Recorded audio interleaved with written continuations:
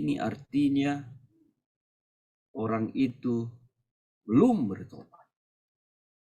Karena dia masih hidup dalam cara hidup yang sama. Sekalipun mungkin dia sudah mengucapkan nama Yesus kan, tapi hidupnya belum tidak dituntun pada kebenaran.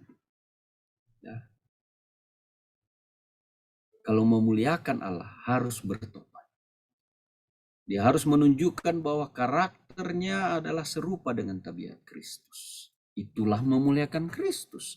Kalau karakter masih sama, bagaimana dia memuliakan Kristus? Masih sama dengan yang lalu, ya, masih sama dengan hidupnya yang lama. Apa yang Alkitab katakan? 1 Korintus 10 ayat 31. Aku menjawab, jika engkau makan atau jika engkau minum, atau jika engkau melakukan sesuatu yang lain, lakukanlah semuanya itu untuk kemuliaan Allah. Ada orang katakan, kalau kita sudah terima Yesus, kita sudah boleh makan apa saja. Ya. Yang bergerak dimakan. Pesawat pun kalau diizinkan dimakan karena bergerak. Ya. Mobil bergerak. Apakah seperti itu maksudnya? Semua yang bergerak dimakan. Ini ada orang mengajarkan seperti itu.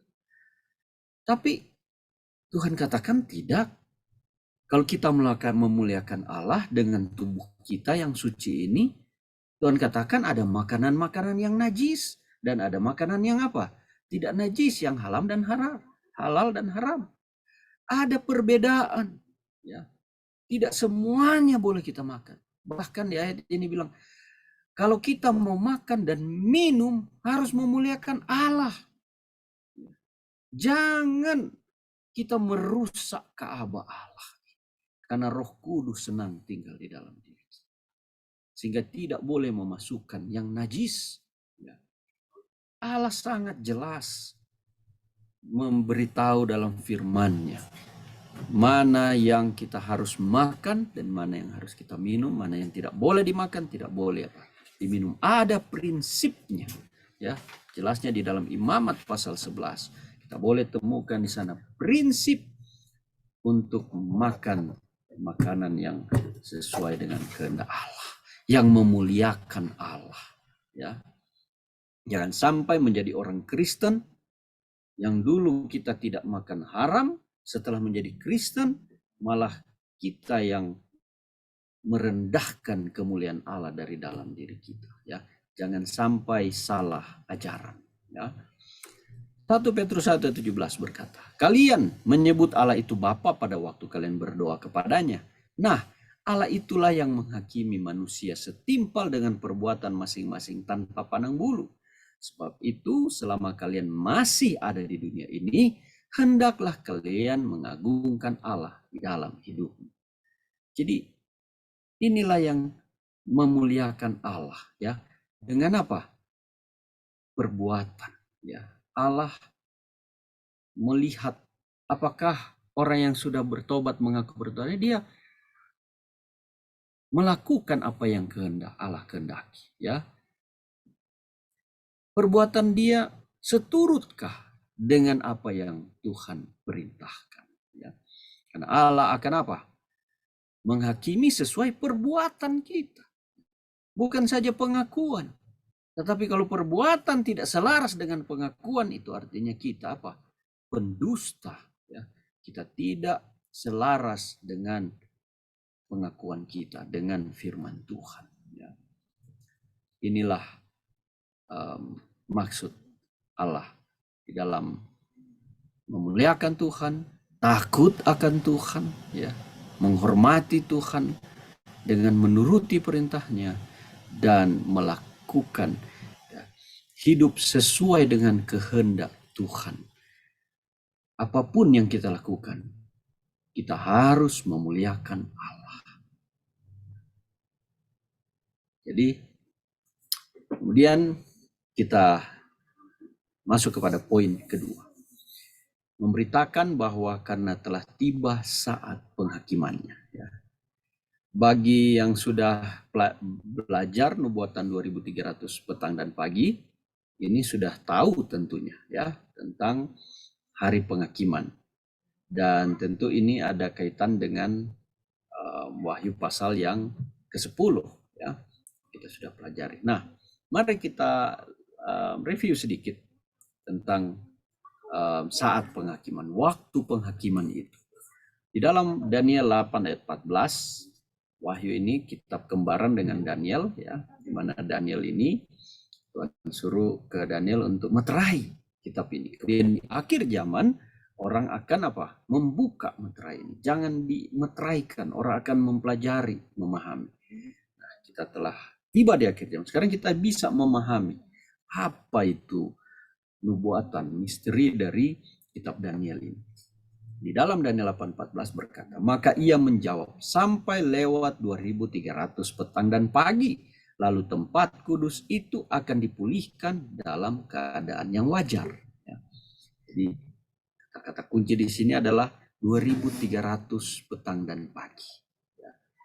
Ini kalau dalam nubuatan, ya, petang dan pagi itu satu hari nubuatan, ya, Yeskiel 4 ayat 6 adalah 1 tahun dihitung, ya. Jadi 2300 petang dan pagi, 2300 hari, 2300 tahun. Lalu tempat kudus itu, ya, bait suci akan dipulihkan dalam keadaan yang wajar. Itu artinya. Nah, mari kita lihat ini chart, ya, dari nubuatan 2300 petang dan pagi. Itu dimulai pada tahun 457, di mana ini adalah perintah orang Israel untuk membangun kembali Ka'bah mereka. Disitulah dihitung mulai 2300 petang dan pagi, dan ditambah 2300 tahun akan tiba pada tahun 1844. Nah, tentu perhitungan nubuatan tidak ada tahun nol, ya, beda dengan matematika. Jadi kita akan tiba 1844. Nah, kita lihat ada tahun-tahun di tengahnya, ya, di mana ada nubuatan 70 minggu, kalau saudara pelajari Daniel pasal 9, ayat 25, 26, 27. Di sana adalah nubuatan tentang bagaimana Yesus, sampai Yesus akan datang. Tahun 27 dan 31 Yesus disalibkan, kemudian Yesus diurapi tahun 27. Ada tahun 34 di mana Stefanus dilempar dengan batu. Berakhirlah Injil disampaikan, dikhotbahkan hanya kepada Yahudi, ya. Dan akhirnya setelah tahun itu Injil dikhotbahkan kepada apa? Orang-orang selain Yahudi, dipercayakan kepada orang-orang selain Yahudi. Dan akan tibalah pada tahun 1844, di mana ada angka 538 dan 1798. Ini adalah masa kegelapan, di mana masa kepausan. Nubuatan Daniel pasal 7 ayat 25 tentang 3,5 masa. Kemudian Daniel Wahyu pasal 13 tentang 42 bulan. Wahyu pasal 12 tentang 1260 tahun. Jadi ini ada di dalam periode ini, ya, 538 sampai 1798, di mana Paus diangkat menjadi pemimpin di tahun itu, dan dia berkuasa secara politik dan agama. Kemudian dia ditangkap tahun 1798. Nah, tibalah tahun 1844, di mana itu adalah masa penghakiman, ya. Daniel 8 ayat 14. Oke. Jadi pada waktu itulah tempat kudus akan dipulihkan dalam keadaan wajar. Dan menurut nubuatan Daniel 8:14 ini, itu terjadi pada tanggal 22 Oktober 1844. Itulah masa penghakiman dimulai, ya. Ini sama, ya, simpelnya ini. Kita lanjut, ya. Jadi kata arti tempat kudus itu adalah bait Allah, ya, atau Ka'bah suci. Dan karena Ka'bah yang di Yerusalem tidak ada lagi, maka inilah Ka'bah suci yang di mana? Yang di sorga, ya, berarti. Dan istilah memuliakan Ka'bah, memulihkan Ka'bah ke dalam keadaannya yang wajar, itu artinya mengembalikan Ka'bah itu ke keadaannya yang suci. Ya. Nah, istilah memuliakan Ka'bah ke keadaannya yang wajar. Ya. Nah, bagaimana Ka'bah kok bisa tidak suci? Ya.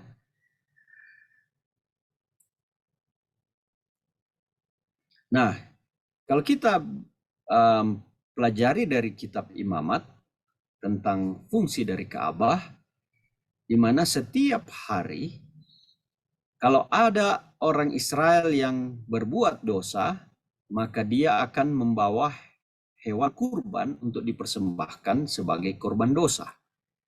Jadi sepanjang tahun, ya, dosa seluruh orang Israel itu akan menumpuk di dalam Ka'bah itu, ya. Karena darah hewan kurban itu akan dibawa oleh imam, kemudian dibubuhkan di tanduk-tanduk mesbah, kemudian dipercikkan pada tirai tabir, ya, pembatas antara bilik pertama, yaitu bilik kudus, dan bilik kedua, bilik yang maha kudus. Ya, ini melambangkan Kristus yang menanggung dosa-dosa kita. Jadi dosa itu tidak dihapuskan, saudara-saudara, tidak dihilangkan, tapi dosa itu ditransfer, dipindahkan kepada siapa? Kepada Kristus yang menanggung dosa kita. Itu maksudnya. Ya. Nah, setahun sekali imam besar akan menyucikan Ka'bah kembali. Dan secara lambang memindahkan dosa-dosa yang menumpuk di sana ke atas seekor kambing yang melambangkan iblis. Ya.